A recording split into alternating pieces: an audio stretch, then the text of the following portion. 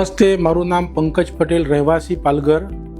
મારા મિસેસ ઇન્દુમતી પટેલ, એમને લગભગ 15 દિવસ પહેલાં માથામાં એકદમ સિવિયર હેડેક થયું હતું અને ખૂબ જ સખત દુખાવો થયો હતો, અનબેરેબલ.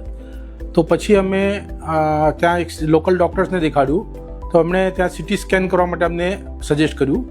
એ કર્યા પછી એમાં અમને શાયદ નસમાં પ્રોબ્લેમ લાગ્યો, માથાની નસમાં, બ્રેનમાં.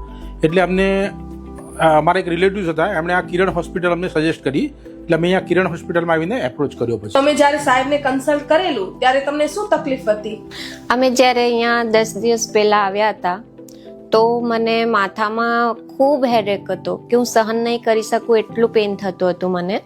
તો પછી અમે અહીંયા ડૉક્ટર શૈલેષ રોહિતને મળ્યા અને એમણે પછી અમને ઓપરેશન કરવા માટે સજેશન આપ્યું ને એમણે ખૂબ સરસ રીતે અમને સમજાવ્યું કે કાપા ચીરા વગર કેવી રીતે ઓપરેશન થશે, એક નાની સોયની મદદથી અમે ઓપરેશન સારી રીતે કરીએ. આ અમને સમજાવ્યું એટલે અમને પણ ખૂબ સરસ લાગ્યું અને આ ઓપરેશન થયું ને ખૂબ સરસ રીતે ડૉક્ટરનો સપોર્ટ મળ્યો. આ પ્રોસિજર કર્યા પછી તમને હેડેકમાં કેટલી રાહત છે?